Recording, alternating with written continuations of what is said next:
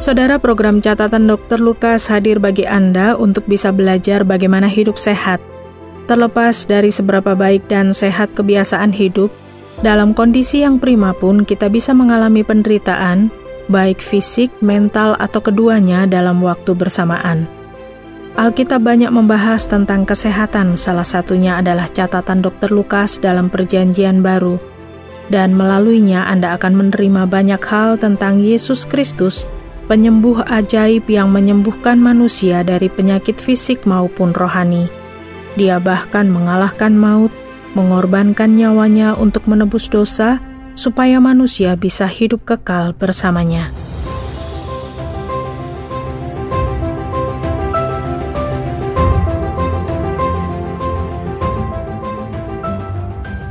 Fungai, pria 48 tahun, karyawan di sebuah perusahaan yang selama sekitar 15 tahun. Dia sudah menduduki posisinya saat ini selama 5 tahun, sehingga dirinya mulai merasa bosan melakukan pekerjaan yang dirasanya cukup monoton.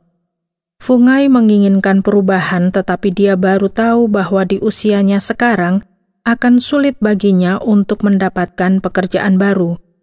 Dia merasa tidak lagi bersemangat untuk melakukan apa yang dia kerjakan. Istrinya mengatakan bahwa kemungkinan Fungai mengalami depresi.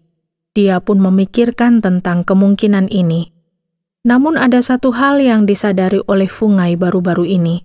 Dia menjadi lebih sering kehilangan kesabaran dalam menghadapi orang-orang atau hal-hal yang tidak sesuai dengan apa yang diharapkannya. Misalnya, ketika di kantor dia menyadari ada yang memindahkan posisi botol minumnya dan tidak mengembalikan ke tempatnya seperti semula, emosinya akan langsung tersulut. Di rumah juga, ketika anak atau istrinya memindahkan barang-barangnya dan tidak mengembalikannya persis pada posisi semula, maka dia langsung merasa kesal. Apa yang mengganggu Fungai adalah dia juga merasa cemas ketika orang memindahkan barang-barangnya atau mengubah suatu kebiasaan, sampai-sampai dia tidak tahu apa yang harus dilakukan. Fungai kebingungan dengan perasaannya sendiri. Dia tidak ingin memberitahu istrinya karena dia merasa bahwa dirinya aneh.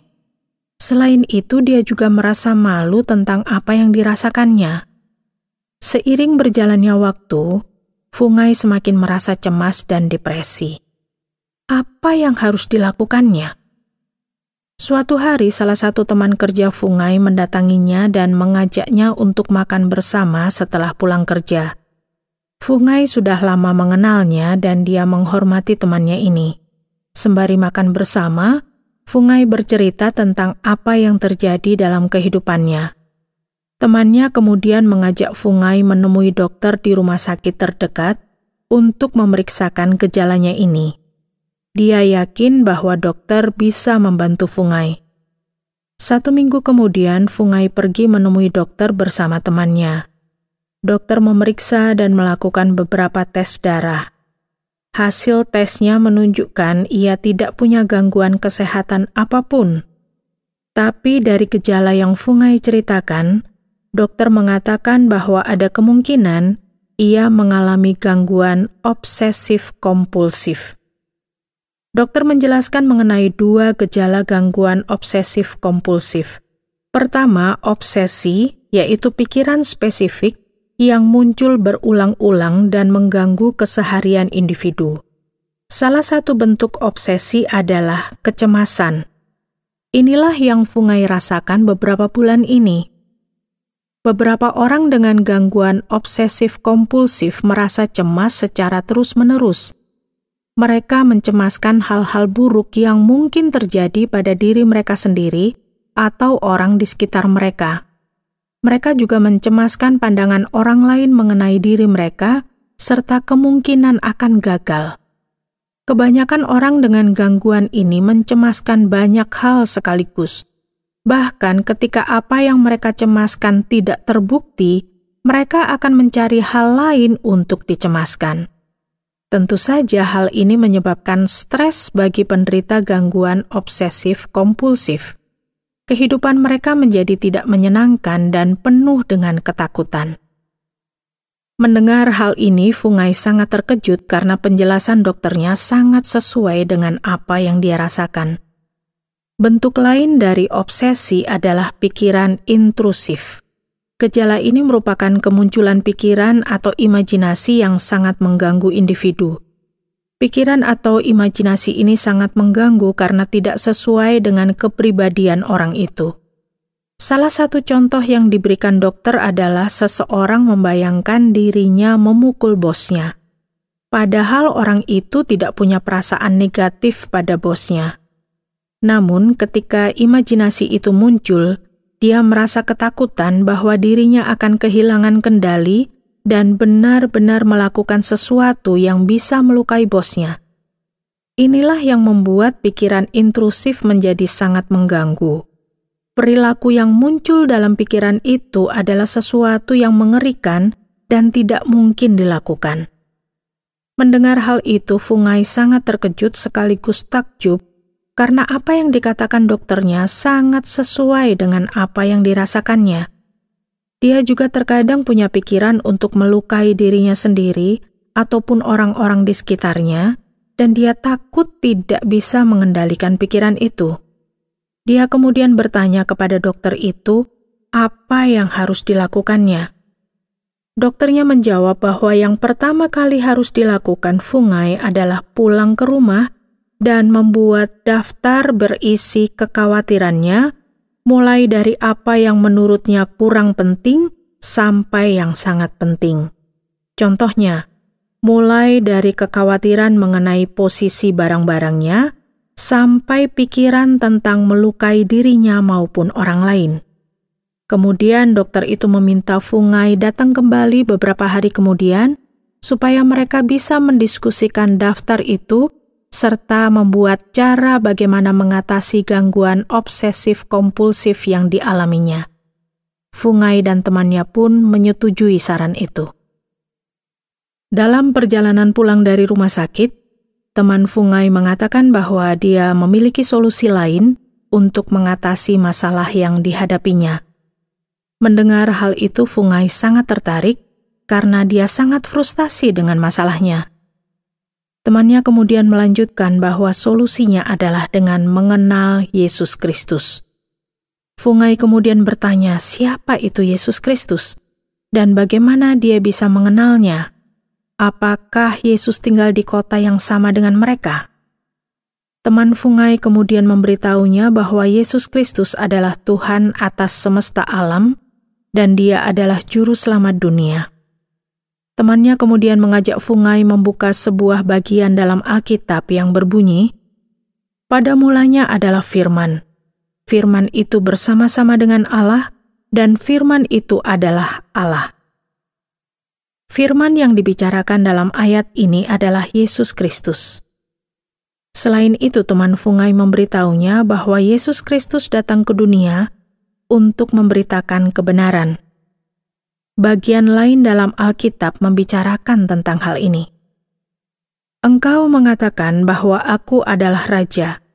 Untuk itulah aku lahir, dan untuk itulah aku datang ke dalam dunia ini, supaya aku memberi kesaksian tentang kebenaran. Setiap orang yang berasal dari kebenaran mendengarkan suaraku." Setelah mendengar ayat ini, Fungai ingin tahu mengenai kebenaran yang disaksikan Yesus Kristus.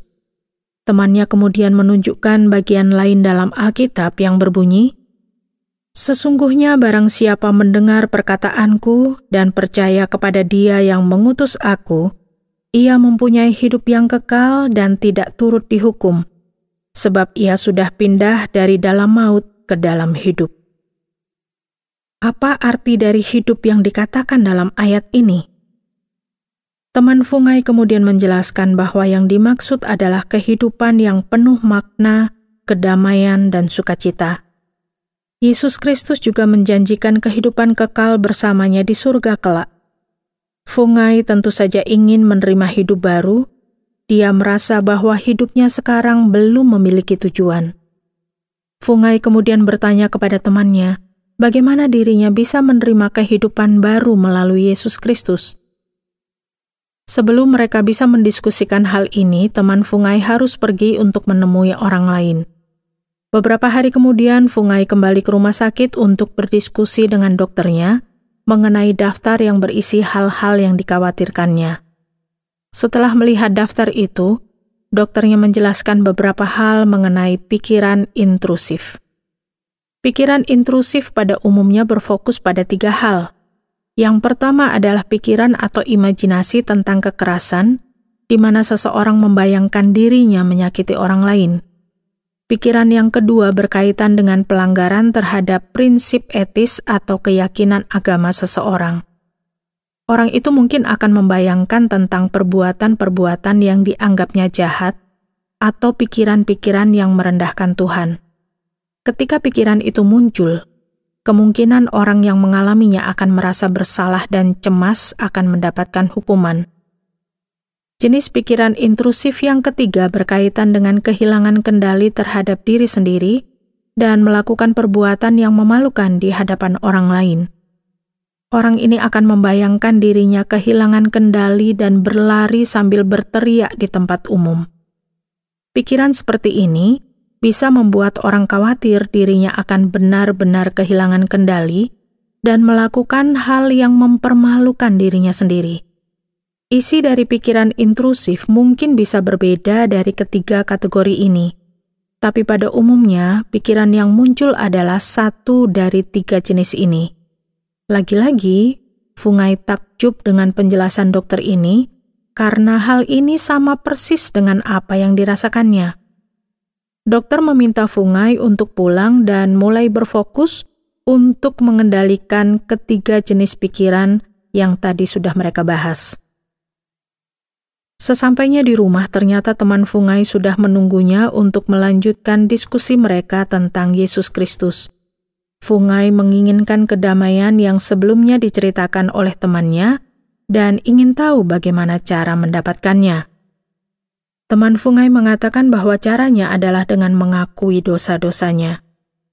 Bagian dalam Alkitab berbunyi, "Bertobatlah dan hendaklah kamu masing-masing memberi dirimu dibaptis dalam nama Yesus Kristus untuk pengampunan dosamu, maka kamu akan menerima karunia Roh Kudus."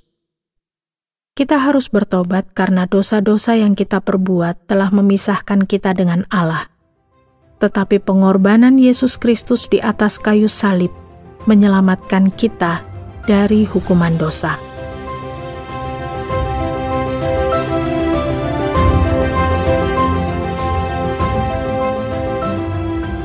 Saudara pendengar, terima kasih sudah bersama mengikuti catatan Dr. Lukas, dan kiranya ini memberikan Anda pemahaman tentang kesehatan jasmani dan rohani.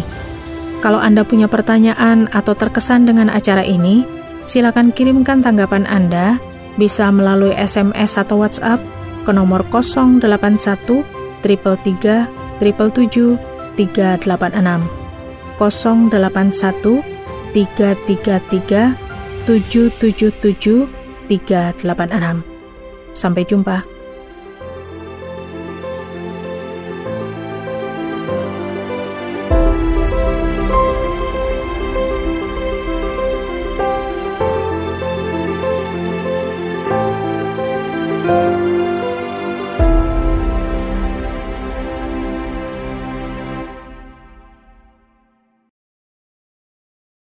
Terima kasih Anda sudah mengikuti program kami. Jika Anda diberkati, jangan lupa like, komen, dan share supaya Anda tidak ketinggalan setiap program terbaru kami. Jangan lupa juga untuk subscribe channelnya dan nyalakan loncengnya. Jika Anda ingin mendukung pelayanan kami, bisa melalui rekening kami berikut ini atau menghubungi kami di sini.